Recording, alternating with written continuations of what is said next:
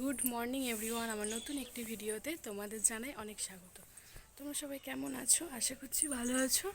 আমিও বেশ ভালো আছি। তো এই যে সকালে ঘুম থেকে উঠেছি ওই 8:15-20 মতো হবে।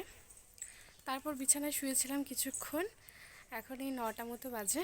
একদম উঠে ব্রাশ কমপ্লিট করে আজকে একটু স্নানটা করে নিয়েছি। তার কারণ হচ্ছে প্রত্যেক দিন স্নান করতে করতে সেই 1:30-2টো বেজে যাচ্ছে। আর এই যে ছাদে উঠেছি, হাঁপিয়ে গেছি। ছাদের বাঁশের যে প্যান্ডেলটা হয়ে গেছে, এখনও কাপড় টাপড় লাগাইনি। এখনও কয়েকদিন দেরি আছে, তো মানে 2-3 দিন মতন এখনও দেরি আছে, সেই কারণে এখনও লাগাইনি। ভীষণ রোদও উঠেছে ছাদের মধ্যে। আর আজকে সকাল সকাল স্নান করার একটাই কারণ, সেটা হচ্ছে আজকে বড় মাদের বাড়িতে ভাইকে আইবুড়ো ভাত দেবে। সেই কারণে বড় মাদের বাড়ি রান্না বান্না করতে বলেছে। সেই জন্য ভাবলাম যে সকাল সকাল স্নানটা করে নিই। একটা আইবুড়ো ভাত শুভ জিনিস। হ্যাঁ, এমনি বাড়িতে স্নান না করেই কাজ কমপ্লিট করে ফেলছি, শ্বশুরবাড়িতে যেটা হয় না।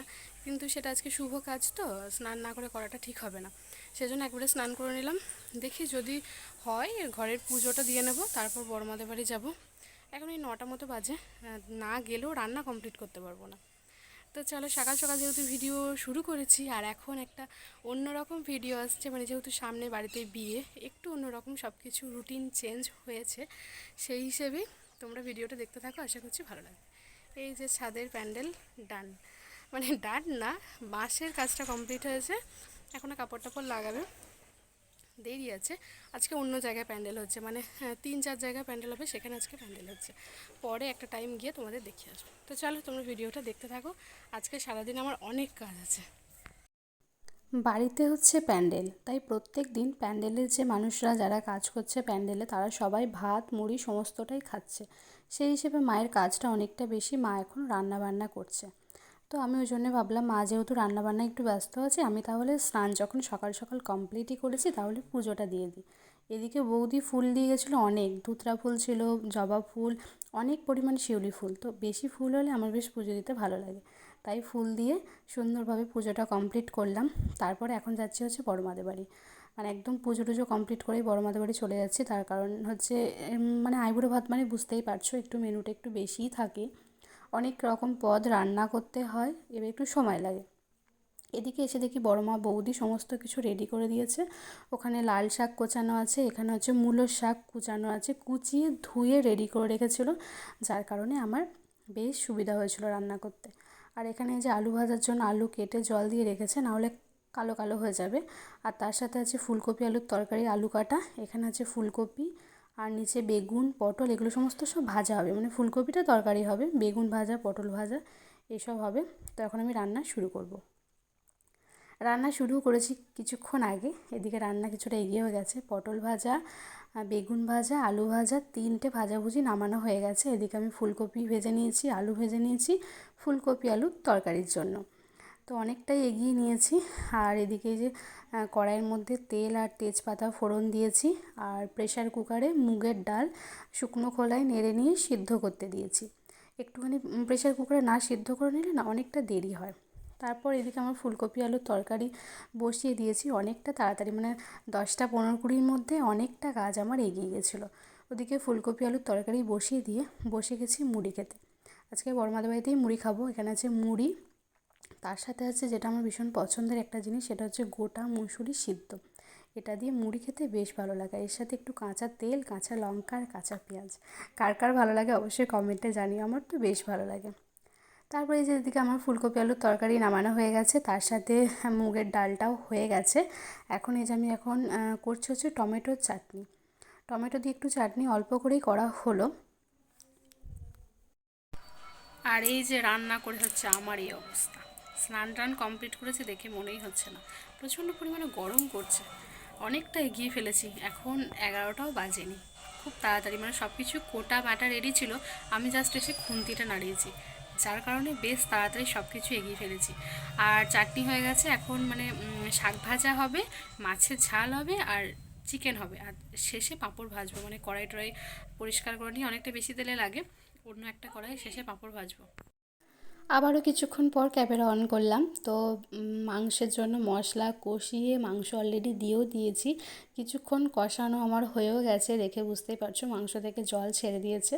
তো মাংসটা না ঝোল ঝোল রাখবো না, একটু বেশ কষা কষা টাইপের রাখবো, কারণ হচ্ছে ফুলকপি আলুর তরকারি হয়েছে, মুগের ডাল হয়েছে। ডালটা না হলেও মাংসটা ঝোল করলে ভালো হতো, কিন্তু যেহেতু ডাল করেছি সেই হিসেবে মাংসটা একটু কষা কষাই রাখলাম। আর আমার ভাইজির অর্ডার হচ্ছে যে একদম লাল লাল চিকেন কষা বানাতে হবে। আর অনেক রান্না করেছি তো কড়াইটা একটু কালো কালো হয়ে গেছে।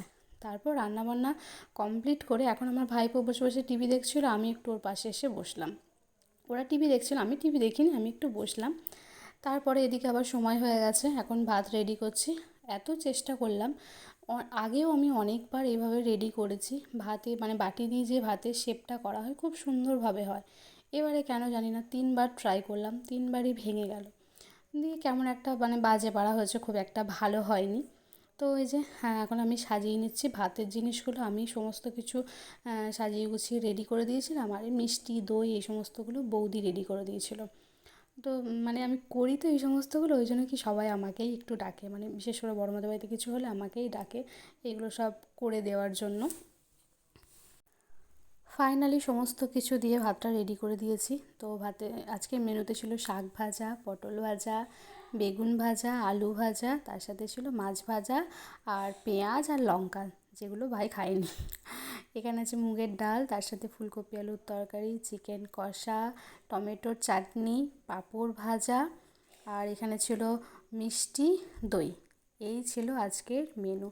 তো প্রত্যেকটা রান্নায় আমি করেছি, জাস্ট ভাতটা বড় মায়েরা করেছে। আর ওই যে বললাম ভাতের শেপটা আজকে একদম ভালো হয়নি, কি বাজেভাবে, মানে এত সুন্দর করে বাটিতে দিলাম তাও ভেঙে গেল। এদিকে ভাই আর আমার ভাইপো এখন খেতে বসেছে। তারপর আর কোনো রকম ক্যামেরা অন করা হয়নি, একেবারে সন্ধ্যাবেলায় ক্যামেরা অন করলাম। তো আমাদের গ্রামে হয় জগদ্ধাত্রী পুজো। গ্রামের আমাদের একটাই ঠাকুর আসে, কিন্তু তবুও যে ঠাকুরটা যেদিন ভাসান হয় আমাদের বাড়ির দরজা দিয়ে আসে, সেদিন কিন্তু একটু মনটা ভালো লাগে যে একটা ঠাকুর আসবে, সেটা আমরা দেখব। আর আমাদের এখানে না বেশ জাঁকজমকপূর্ণভাবেই ঠাকুরটা ভাসান হয়। তো অনেকক্ষণ ধরে ওয়েট করছি ঠাকুর আসবে বলে, অনেকক্ষণ পর মায়ের দর্শন পেলাম। তার কারণ হচ্ছে এই যে এখন হয়েছে সবাই একটু নাচা কোদা করতে ব্যস্ত। অনেকক্ষণ ধরে ওয়েট করার পর ঠাকুরটা অ্যাট লাস্ট আমাদের বাড়ির সামনে এলো।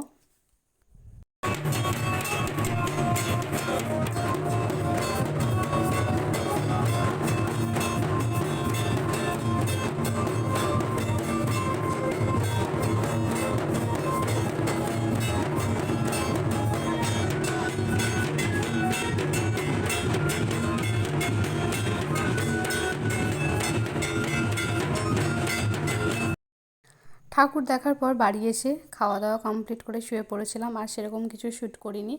আর সেরকম কিছু রাত্রেবেলা শেয়ার করার মতো নেই, তাই আজকে আমি আমার ভিডিওটা এখানে এন্ড করছি। আবার নেক্সট একটা ভিডিও নিয়ে খুব তাড়াতাড়ি আসছি।